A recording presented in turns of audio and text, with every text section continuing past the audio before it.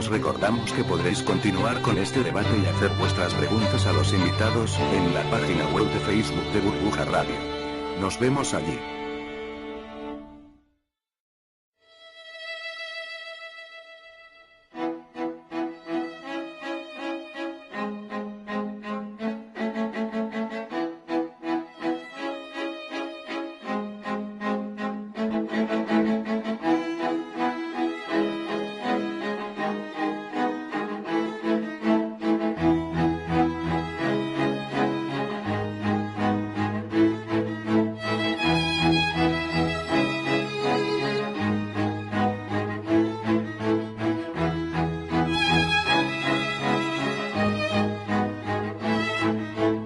Están ustedes escuchando Economía Directa.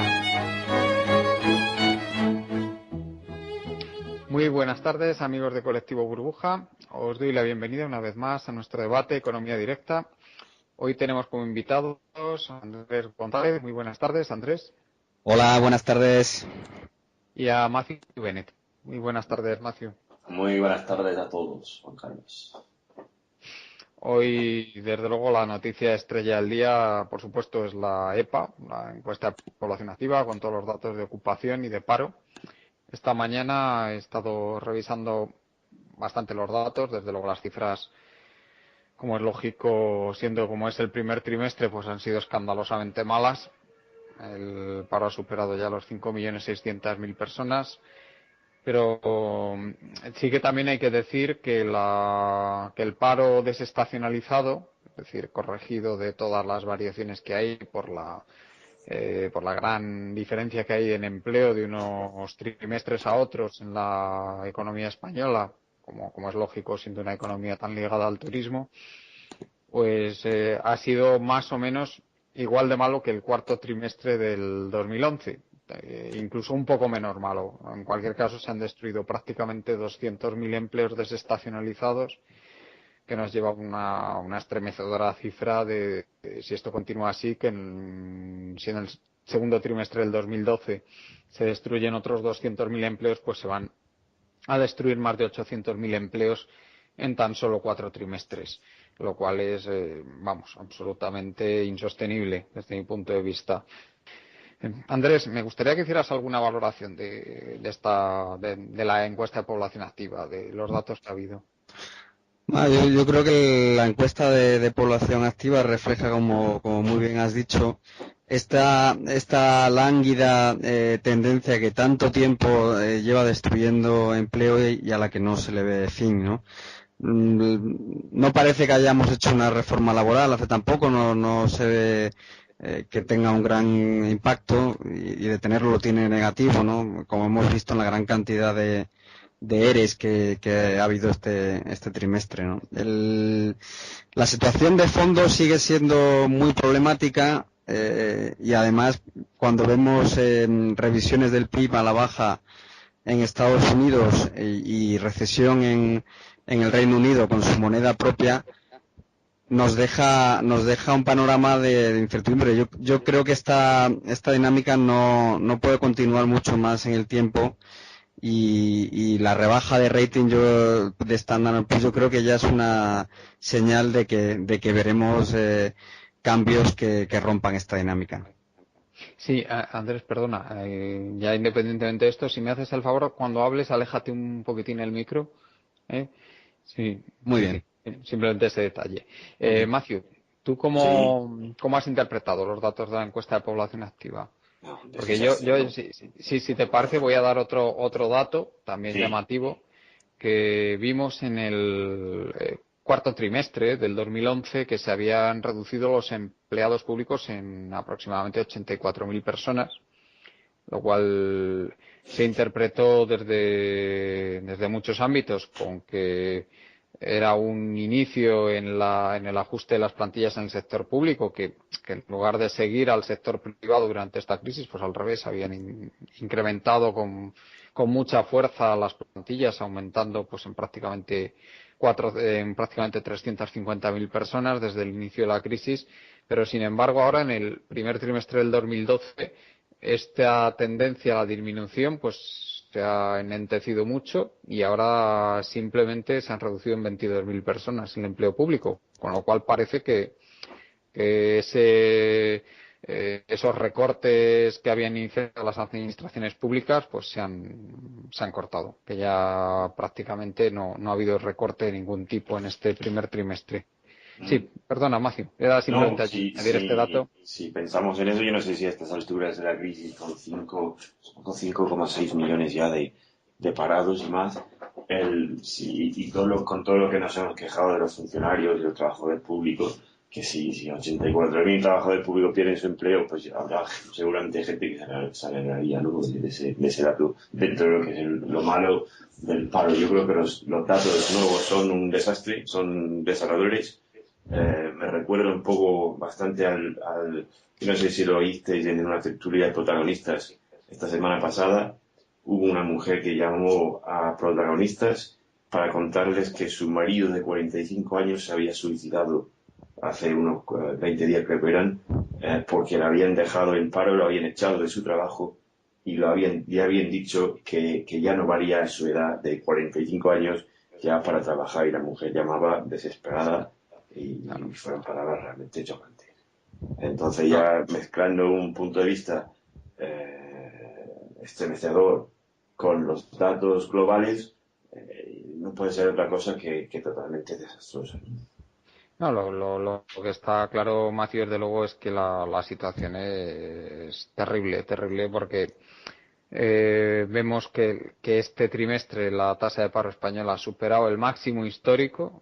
Nunca había habido tanto paro en España, a pesar de que la metodología para contabilizar el paro, la nueva metodología que cambió, si no recuerdo mal, a principios de la década pasada, es mucho más laxa. Hay mucha gente que no cuenta esta nueva encuesta de la población activa, que sí que contaba la encuesta en el año 93, cuando se dio, principios del 94, cuando se dio el anterior máximo, que también estuvo en el entorno del 24%, y sin embargo ya hemos superado eso. Con la metodología antigua hay mucha gente que dice que probablemente la tasa de paro actual sería unos 2 puntos mayor de lo que es.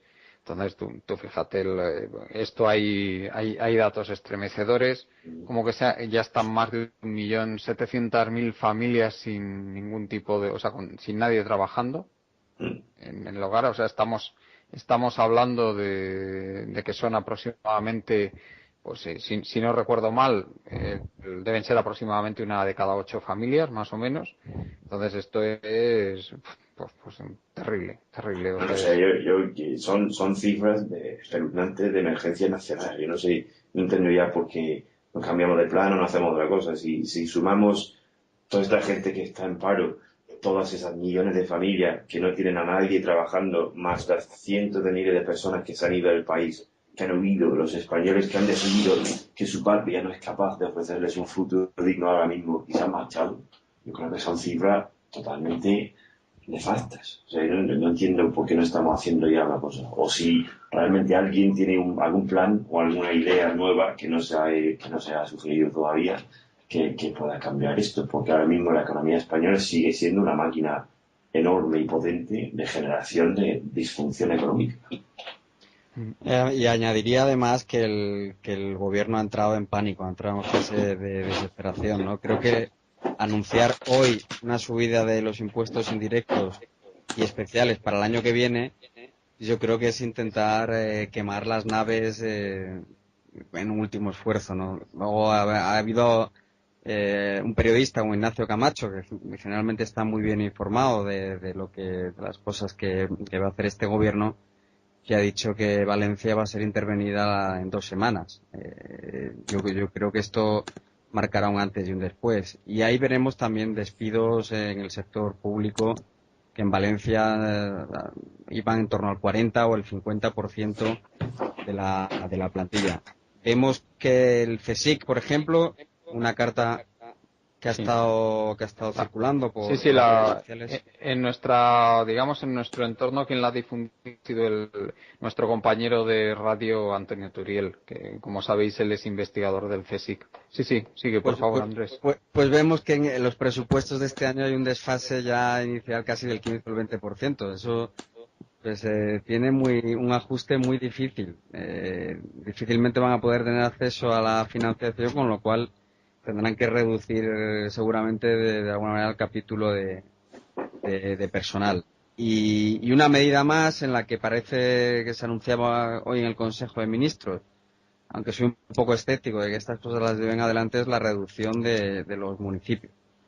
Que el Partido Popular esté anunciando estas cosas, yo creo que está intentando quemar las últimas naves antes de tirar la toalla.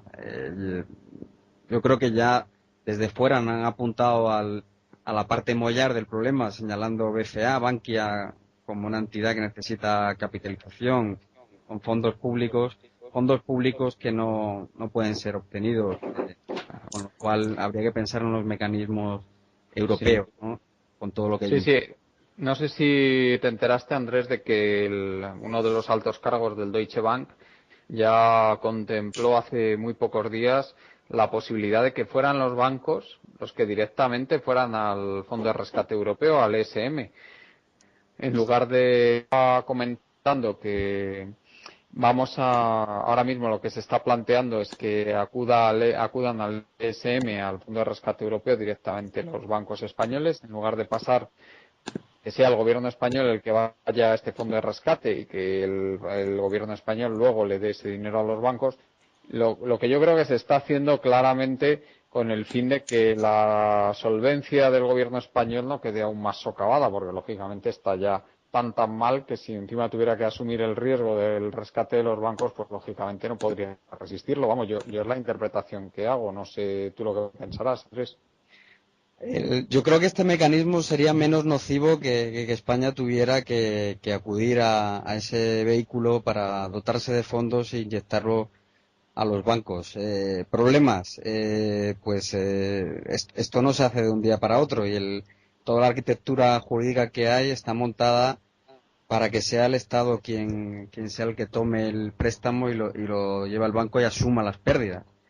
Pero claro, yo creo que en este punto que la solvencia de España esté en riesgo, pone inmediatamente en riesgo pues la solvencia de tantos y tantos agentes en una cadena, pues que no es imaginable las consecuencias tan negativas que puede tener.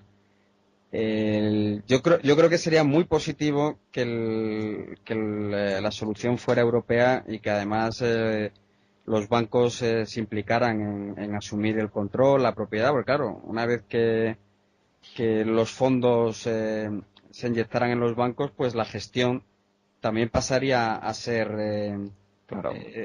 europea. No sería como en el caso del FROB o el Banco de España, que como hemos ha ralentizado tremendamente la puesta en valor de los activos, ¿no? Retrasando la crisis de una manera que yo creo que deja a mucha gente yendo al matadero en silencio, ¿no?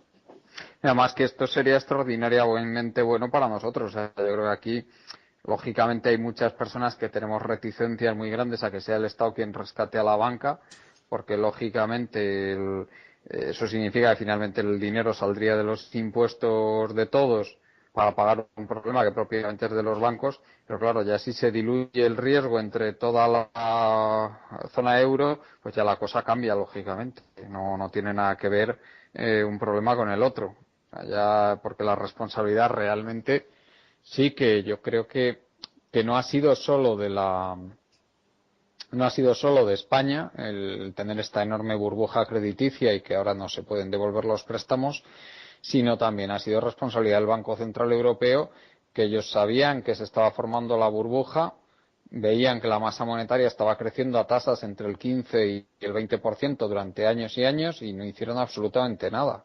O sea, ellos veían que todo ese aumento de masa monetaria en forma de crédito iba hacia países como España y les daba exactamente igual. Bueno, pues si les daba exactamente igual, yo creo que también es hora de que asuman ellos parte de responsabilidad y ese rescate financiero pues lo asuma la Unión Europea. Pero vamos, Pero hablamos aquí del rescate financiero de los bancos españoles con fondos europeos, digamos. Eso es. Es que eso es lo que estaba proponiendo directamente este alto cargo del Deutsche Bank, cuyo nombre ahora mismo no recuerdo, lo estaba proponiendo, creo que fue concretamente el martes o el miércoles cuando lo dijo Matthew, o sea que y a mí eso sí me parece más razonable, ¿eh?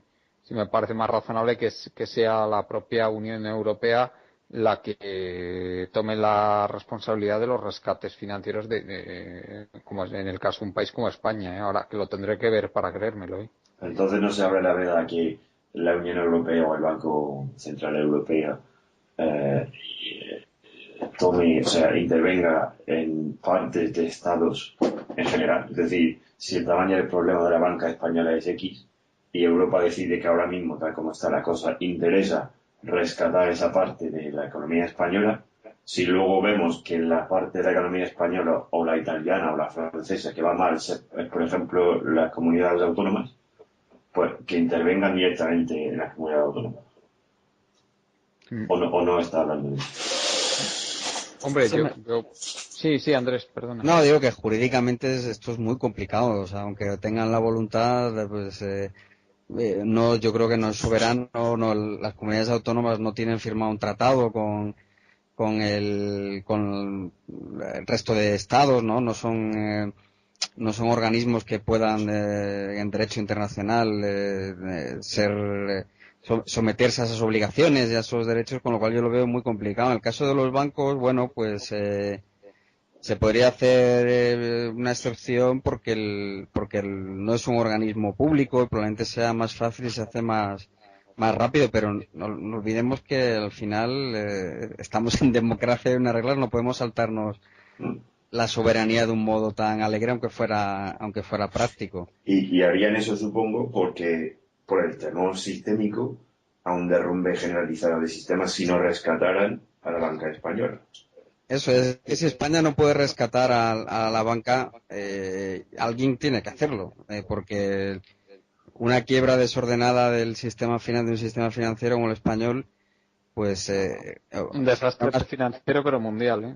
Sí, no, yo creo que no queda títere con cabeza, ¿no? Aunque hay por ahí algún analista internacional que dice que si cae un asteroide en España y desaparece del mapa la cotización del Dow Jones no debería moverse más de un 1%.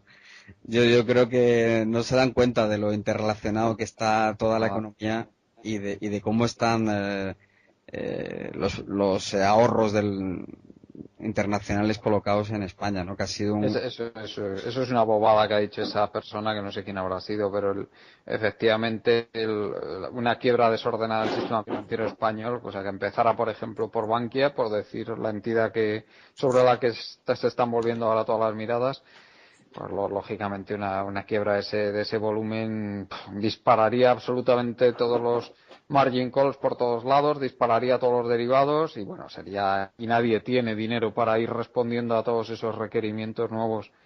O sea, es que directamente sería desastroso. Entonces, lógicamente, no hay más remedio. O sea, si Bankia sabemos todos que está al borde de la quiebra, o sea, Bankia es una entidad manifiestamente insolvente y lógicamente no se puede dejar que Bankia no atienda a sus compromisos. Entonces, sea el gobierno español que no tiene ahora mismo solvencia como para afrontar eso, o sea el Banco Central Europeo o la Unión Europea, alguien tiene que rescatar a Bankia. Eso está clarísimo. Vamos.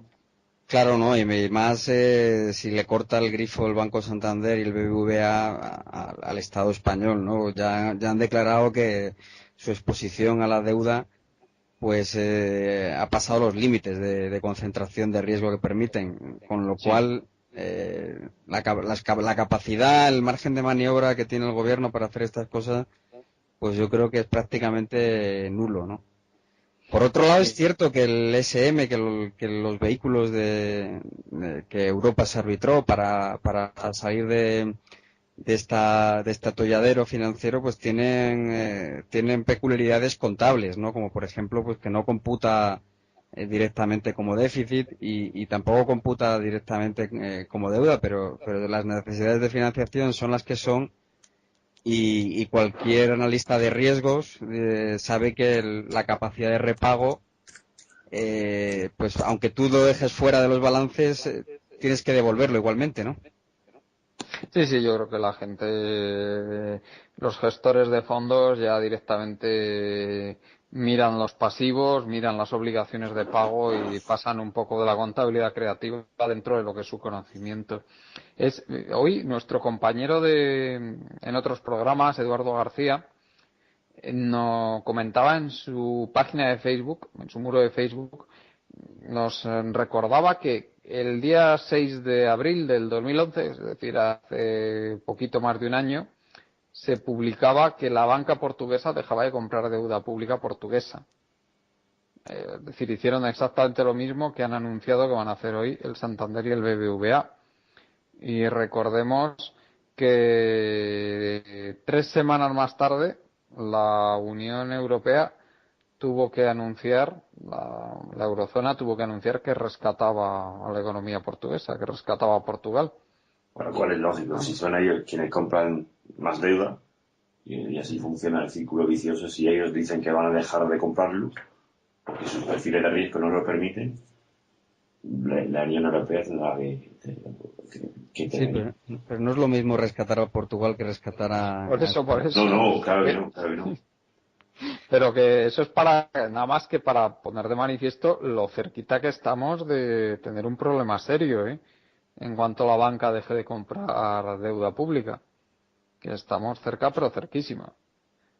Porque recordemos que los inversores extranjeros todavía conservan algo más de 200.000 millones de euros en deuda española y siguen deshaciéndose de ella. O sea que no, a mí el razonamiento ese que hacen de que vale que ya han colocado el 60% de las emisiones previstas este año, no sé cuánto dicen, si el 50, el 60 o porque cada vez dan una cifra, yo creo que no saben ni ellos lo que quieren emitir este año.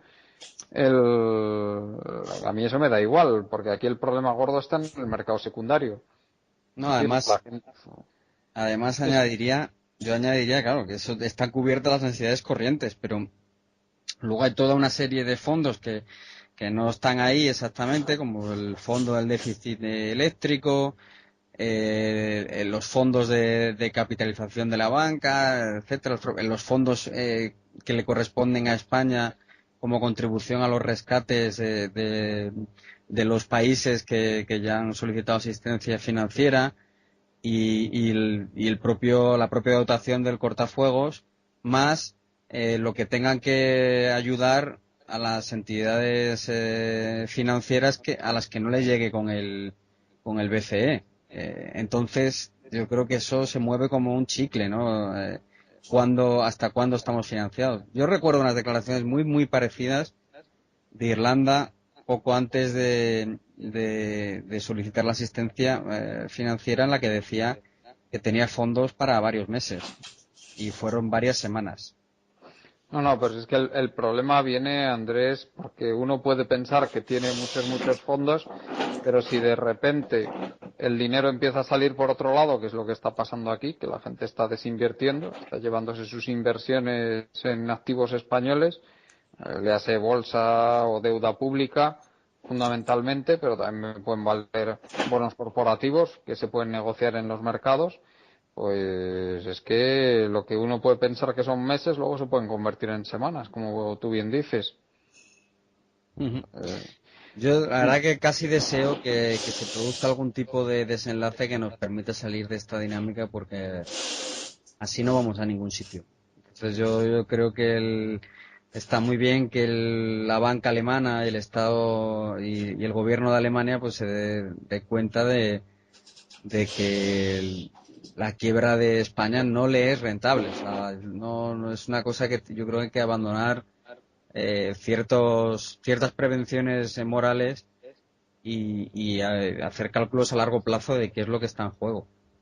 Sí, y Matthew, tú, ¿cómo interpretas este cambio de discurso que se está viendo estos últimos días respecto a la insistencia alemana con las medidas de austeridad? ¿Tú cómo que parece que ya están empezando a decir otra cosa Yo creo que distinta? sí. O sea, yo creo que lo de Holanda ha sido muy importante, también, el tema holandés. En Europa en general está claro que está habiendo un debate acerca del papel de la austeridad y si está o no funcionando. Ya muchos economistas de renombre están saliendo y diciendo que jamás, pues Stiglitz el otro día diciendo que jamás en la historia ha habido un ejemplo de cuando la austeridad a este nivel haya funcionado.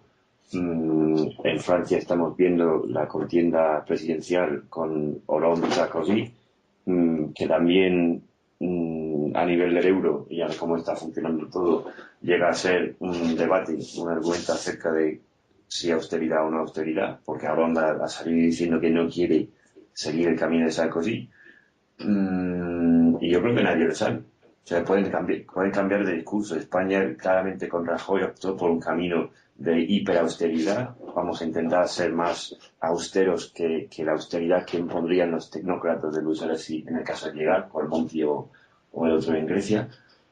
Optamos por un camino de hiperausteridad, pero está claro que parece que no va a funcionar. O sea, la lógica económica dice que no puede funcionar tal como lo están planteando. Eso lo dijo ayer SIP, lo ha dicho Stiglitz, lo han dicho ya un montón de gente. Yo no sé si realmente van a cambiar o no el discurso o si son solo palabras. Sí, ¿y tú sobre esto qué piensas, Andrés?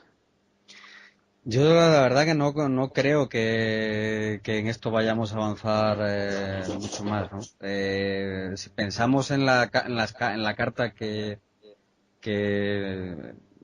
promovieron Monti, Rajoy y otros más, que llegaron a firmar 12 presidentes y que no tuvo ningún efecto, o que todo esto se plantee para junio, reunirse y planear qué es lo que se va a hacer, a mí me hace dudar mucho de que vayamos a ver algo que puedan poner en pie. Pero por otro lado, yo creo que en Alemania ya se han dado cuenta de que la austeridad no les va a garantizar cobrar todas las malas inversiones que su sistema financiero ha hecho, y están preocupados, ¿no? Están preocupados por cobrar y en algún momento tendrán que renunciar a alguno de los tabús y no sé si será el de la inflación o el del apoyo a la banca de determinado país, o me extrañaría más que se hiciera una política keynesiana de infraestructuras y que a la postre pues probablemente también generaría un poquito más de inflación, ¿no? Hombre, ahí el problema que yo veo es que aquí lo que falta en Europa ahora mismo es el crecimiento, claramente. Y yo tengo muchas dudas de que con una política monetaria más laxa se fuera a recuperar ese crecimiento. Tú fíjate lo que está pasando en el Reino Unido, que Matthew lo conocerá muy bien. O sea, ellos han tenido una política monetaria muy agresiva. Ellos han comprado todo lo comprable, el Banco de Inglaterra. Y sin embargo, pues ahí tienes al Reino Unido que ni fu ni fa, o sea, está con la economía completamente estancada. Pero yo creo que sí, aunque hablaran de crecimiento, que por lo visto muchos mezclan o confunden crecimiento con gasto público, aunque hablaran de crecimiento en un sentido más interesante, la pregunta, como estás señalando, es ¿crecer en qué? O sea, ¿hacia dónde vamos con esto? Y ya volvemos a lo que hemos dicho más de una vez aquí, que se vuelve ya un debate más político-filosófico que económico, que tenemos los mecanismos económicos, que tenemos los indicadores tipo PIB, tipo paro, tipo PMI, tipo lo que quieras, pero nos indican hacia dónde vamos, pero nadie parece estar pensando en hacia dónde queremos ir. Y ayer, por ejemplo, ayer mismo, el Royal Society británico famoso, los científicos, publicó su informe nuevo acerca de la población y el crecimiento y el consumo en el planeta y los efectos que estamos teniendo como planeta, como población humana, sobre nuestro planeta. Pues un montón de científicos muy ilustrados de la Academia Británica diciendo que somos demasiado y estamos consumiendo demasiadas cosas y estamos teniendo un efecto nefasto en el planeta entero. Yo creo que si no tenemos en cuenta ese tipo de pensamiento global, no es posible saber dónde tiene que caber España o qué tiene que hacer el Reino Unido, hacia dónde se tiene que crecer para recuperarnos de este. Tal vez lo que estamos viendo son varios cambios de ciclo a múltiples niveles que nos indicarían más bien un giro bastante radical en la dirección de nuestras economías. Sí, estoy muy de acuerdo y bueno, yo creo que el fracaso de las políticas monetarias, yo creo que está siendo tan evidente pues como el de las políticas fiscales, ¿no? O sea, hemos querido acabar con los ciclos en la economía y los gobiernos pues yo creo que han cometido un error de sobreestimar su capacidad creyendo que podían superar los ciclos y esto no es así. O sea, hemos visto que por más que inyecten en la tipos de interés bajos, compren todo tipo de cédulas, todo tipo de activo financiero para meter financiación, cuando el problema es de sobredosis de deuda y de sobrevaloración de activos, al final es imposible crear negocios y hacerlos rentables. Tenemos que ir a un escalón menor. Y un escalón menor, pues ahí estamos en lo que estaba comentando Matthew. Probablemente tenga que ver con un menor consumo, pero esto tenemos que ver cómo lo hacemos y qué está al servicio de qué, ¿no? La economía, la política, la sociedad son esferas, tienen que ponerse correctamente al servicio de cada una. Yo creo que tenemos una visión a veces demasiado economicista de grandes números y estamos cometiendo barbaridades, ¿no? Yo creo que va a perjudicar claramente la calidad de vida de tanta gente con recortes sanitarios muy caprichosos, ¿no? Porque realmente se puede ahorrar en otras cosas, ¿no? O recortar la contratación, ¿no? De jóvenes docentes y hacer un tapón generacional, pues va a arruinar la vida de mucha gente. Y esto tiene algún sentido, o sea, tiene sentido que en búsqueda de cierta eficiencia, pues empeoremos nuestra calidad de vida. Yo creo que no, y para eso está la política, ¿no?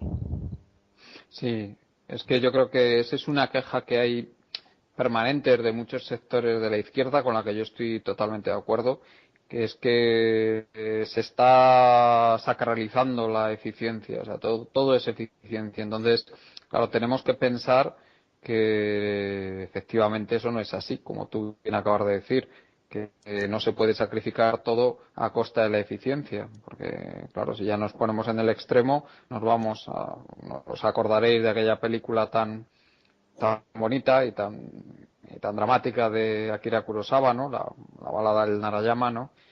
En que dices, bueno, pues ya estos la madre del protagonista ya no servía porque tenía la dentadura mal y ya no podía ser útil y había que llevarlo a una montaña para que muriera, ¿no? Pues eso se supone que es eficiente económicamente, era una persona que ya no producía, pues bueno, pues la dejamos que se muera y punto, pero claro, es que eh, Claro. somos personas y no animales. Es que esos al final son escuelas de pensamiento que son hijas de la Ilustración y no es tan distinto, ¿no? El modelo comunista planificado, racional para proveer felicidad a todos los individuos que un mecanismo de un mercado perfecto en el que la eficiencia rija cualquier tipo de relación, ¿no?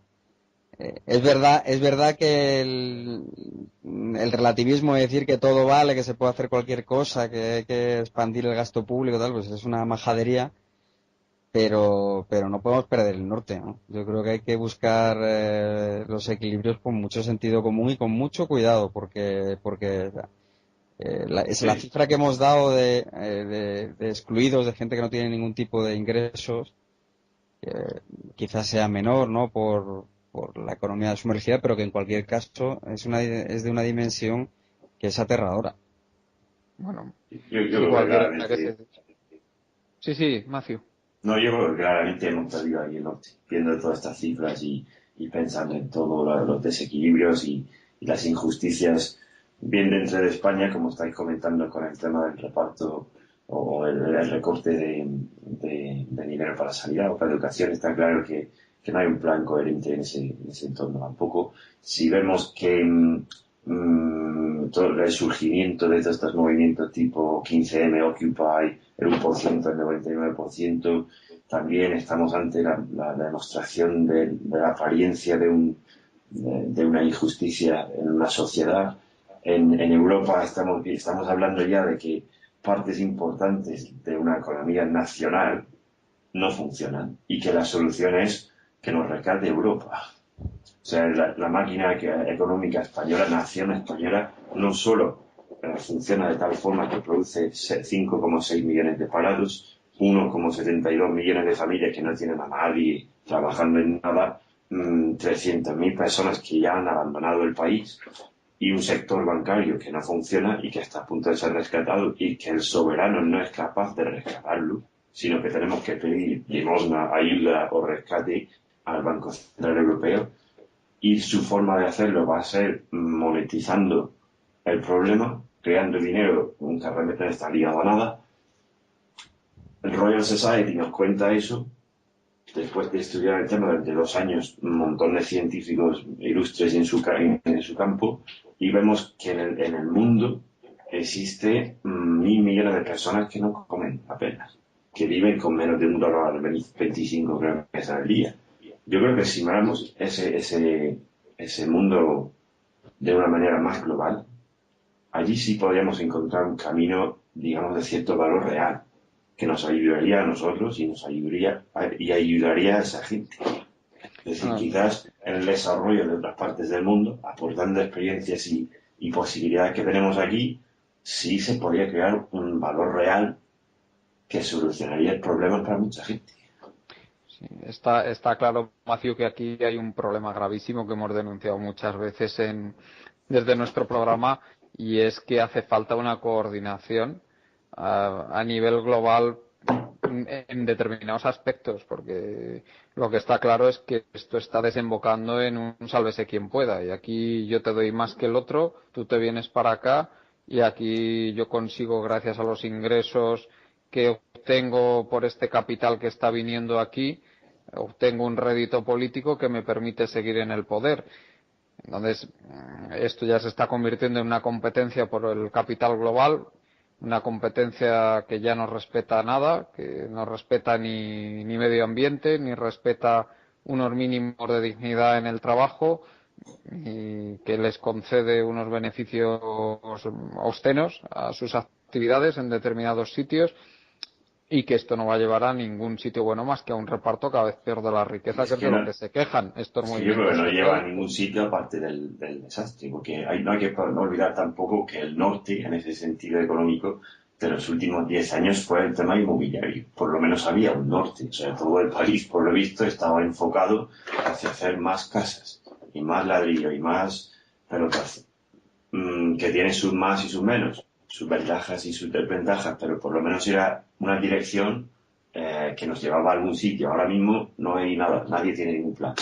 No, incluso, y añadiría que incluso aunque se diera el mejor caso para España, que sería este rescate sectorial a la banca, de lo que estamos hablando es de repartir pérdidas, que nadie espere que lo que se reparta sea riqueza o una vuelta a cierta prosperidad, sino se trata de distribuir la miseria de los préstamos que no van a poder ser cubiertos entre los precios, entre las pensiones de los países que en su momento dieron el crédito y en los impuestos de los países rescatados, que de alguna manera tendrán que pagar la factura, los platos rotos. Claro. Eso desde luego hay que explicárselo a la gente, que la creación de masa monetaria de la nada para rescatar a los bancos, eso finalmente lo acaba pagando el ciudadano a pie, que nadie se piense que eso no lo acaba pagando nadie, lógicamente, eso finalmente sale del bolsillo de los contribuyentes en forma de precios, como tú bien has dicho, o en forma de mayores impuestos.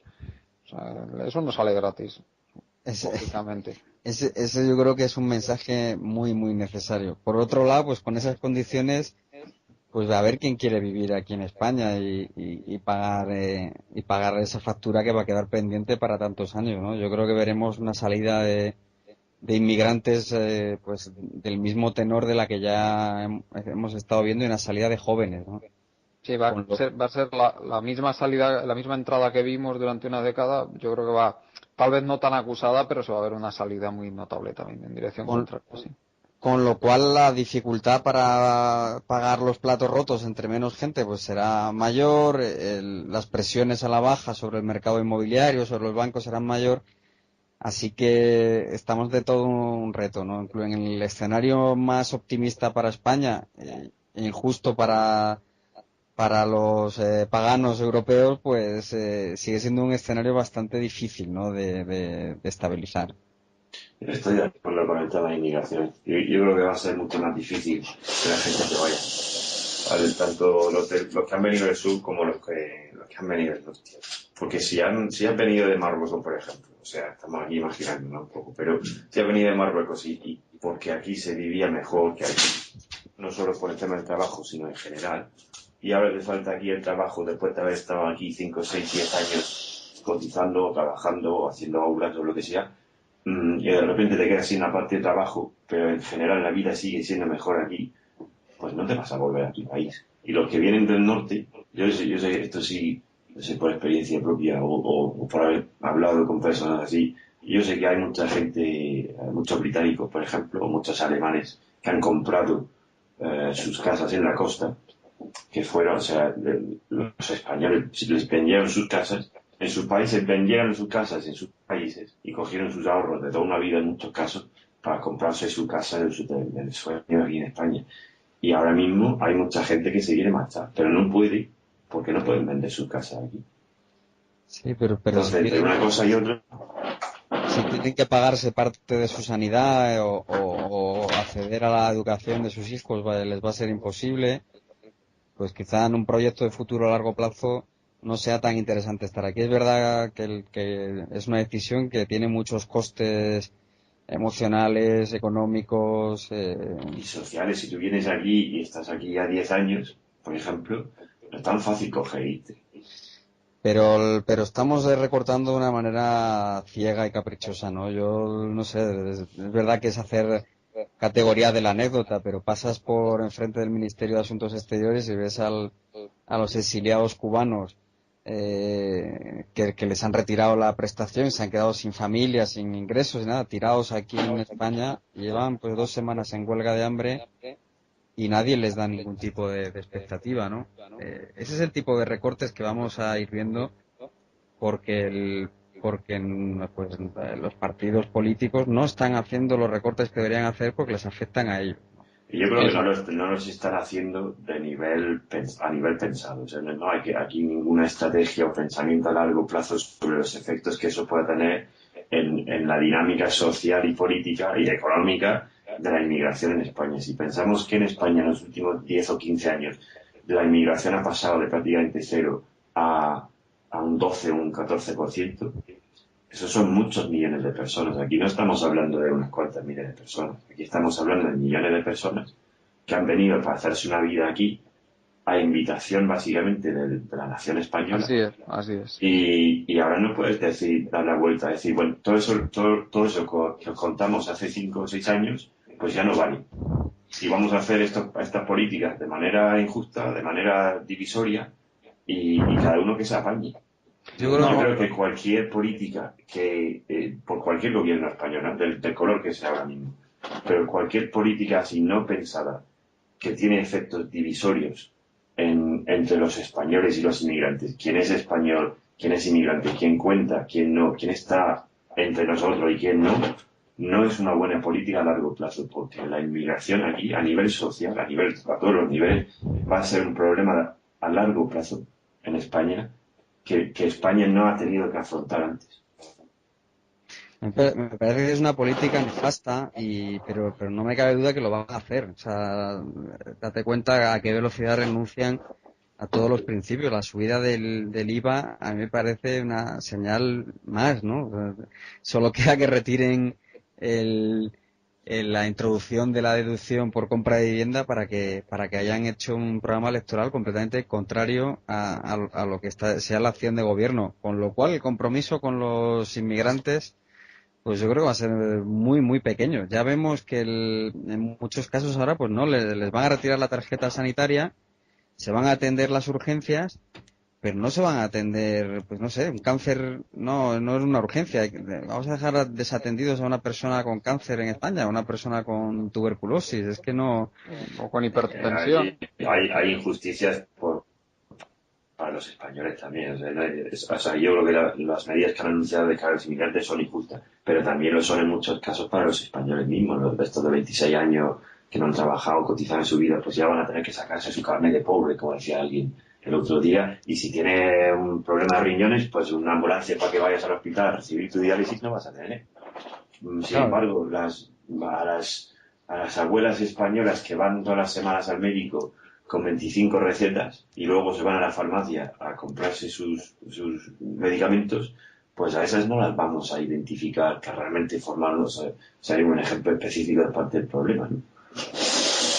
Bueno, es que es la masa de votantes, ¿no? Yo cuando veía la defensa de los presupuestos esta semana en la Cámara decían, vamos a hacer todo esto, pero para no tocar el sueldo de los funcionarios, las pensiones. Las han tocado, pero han dicho que no. Y no recuerdo cuál era la otra línea roja, pero a todos los demás, lo que sea, ¿no? Yo creo que además que, por desgracia, el tema de los inmigrantes es muy visceral y muy popular. Desde ahí el peligro, porque estando en crisis y con cada vez menos para todo el mundo, pues de forma normal, porque así que somos las personas, se pelea más, hay más tensión. Entonces, si se crea ese entorno, si estás creando 4 o 5 años de crisis y va para largo, y además mezclamos una inmigración masiva que la España moderna no ha tenido que enfrentar antes, y menos en tiempos de falta, va a haber problemas graves aquí, por eso mismo que estás diciendo. Yo creo que será muy necesario que voces contrarias a las más facilonas de recortes porque sí, o recortes contra inmigrantes o jóvenes que son empleados públicos, y la gente está muy en contra de estas contrataciones, pero claro, no nos podemos cargar una profesión o hacer un tapón generacional. Yo creo que esas voces tienen que emerger y tenemos que ser fuertes, porque va a haber un gran periodo de cambio y cambio que no necesariamente será mejor, ¿no? Yo creo que hay que currárselo. Vale, tú no te preocupes, Andrés, que desde luego desde Colectivo Burbuja lo seremos, sí. Porque lo que está claro es que lo que no puede ser es ya que entremos en esa dinámica de degeneración moral, de degeneración ética, y que ya caigamos en una criminalización de determinados colectivos simplemente porque son diferentes, que eso ya nos lleva a tristes recuerdos de hace 70 años, ¿no? Lo que pasó, por ejemplo, en Alemania en los años 30 y 40, por poner un ejemplo ya extremo, ¿no? De lo que fue una política de criminalización de un colectivo. Para bien o para mal, como bien decía Matthew, nosotros hemos llamado a esta gente, nosotros estábamos de acuerdo en que vinieran, y lógicamente ahora hay que apechugar con ello. Lo que no se puede es hacer renunciar a la humanidad, a los valores humanos simplemente por conveniencia. Eso ya sería el límite de la degradación moral, ¿no? de la sociedad española, y no podemos nunca consentir en ello, lógicamente. O sea, yo creo que desde aquí, desde Colectivo Burbujas, seremos capaces, ¿no?, de difundir ese mensaje. Seguro, lo que hay que hacer es ser más grandes y además convencer al compañero de trabajo, al pariente, de que estamos en un momento pues que hay que estar muy, muy, muy alerta y no caer en las tentaciones fáciles, ¿no? Yo creo que además es muy injusto porque todo este colectivo ha trabajado muy duro, ha cotizado y probablemente no vaya a recoger los frutos en muchos casos, y ha invertido en España y ha perdido seguramente buena parte de su inversión, con lo cual es doblemente injusto, ¿no? Y son los que peor lo están pasando. Recordemos que tienen un 37% de paro, nada menos, los inmigrantes. Sí, no, lo ponías esta mañana, creo, en alguna de las redes sociales. Sí, así es. Nada menos que un 37% de paro. Es un fruto del mercado de trabajo dual de España, que los jóvenes, los inmigrantes, pues tiene unas cifras que, si el agregado es malo, si vamos sector a sector del precariado, que ya no es proletariado, es auténticamente dramático. Sí, bueno, más o menos tenemos ya completado el tiempo que teníamos previsto, porque Andrés, nos has comentado que ya tenías que salir Sí. en cuanto cumpliera más o menos la hora de prueba. ¿Quieres añadir algo para terminar, Matthew? No, solo quizás un último apunte sobre el tema de los inmigrantes o la justicia o no del sistema sanitario con respecto a un pensamiento que se me ha ocurrido, ya que estamos con un programa de economía y hablamos el otro día de la economía sumergida, de la economía en B. En un país, si hablamos de justicia en un sistema, si tenemos aquí un montón de inmigrantes o españoles que están varios años pagando cuotas, pagando su seguridad social a un sistema sanitario que luego pueden beneficiarse de ese sistema. Pero aquí en España hay que partir de la base también de que una cuarta parte de la economía no paga impuestos. Está en B, está escondido. Entonces, y dentro de esa parte escondida, a efectos fiscales o a efectos de la seguridad social, habrá mucha gente que sí querrá beneficiarse del sistema sanitario, por poner un ejemplo. Entonces, decir luego que estas personas que se han cotizado, que sean españoles o inmigrantes, que se han cotizado durante X tiempo y les dijimos que sí tenían derecho a eso, pero ahora les vamos a decir que no y quedan fuera del sistema y la ventaja de ese sistema. Para ahora, pero al mismo tiempo, dejar que los que están en B sigan beneficiándose del sistema que no han pagado en todo ese tiempo, también me parece bastante injusto. Sí, entiendo. Muy bien, pues si queréis ya nos quedamos con las palabras de Matthew. Os agradezco como siempre vuestra presencia aquí. Muchas gracias, Andrés. Muchísimas gracias. Muchas gracias como siempre, Matthew. Gracias a Juan Carlos y a Sí, Matthew. Sí, gracias a todos. Sí, os deseo muy buen fin de semana y por supuesto también deseo muy buen fin de semana a todos los oyentes y amigos de Colectivo Burbuja que nos escuchan como siempre. Os recuerdo que podéis seguirnos en www.colectivoburbuja.org y también en nuestros grupos de Facebook. Hasta pronto.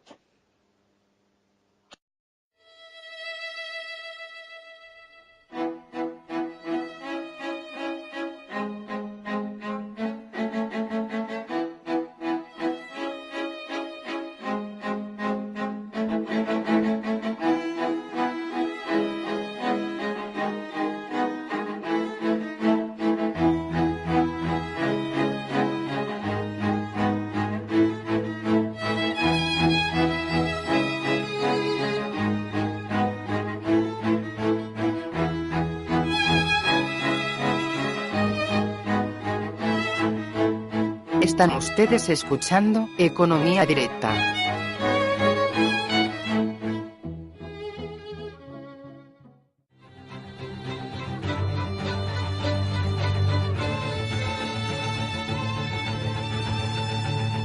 Os recordamos que podréis continuar con este debate y hacer vuestras preguntas a los invitados en la página web de Facebook de Burbuja Radio.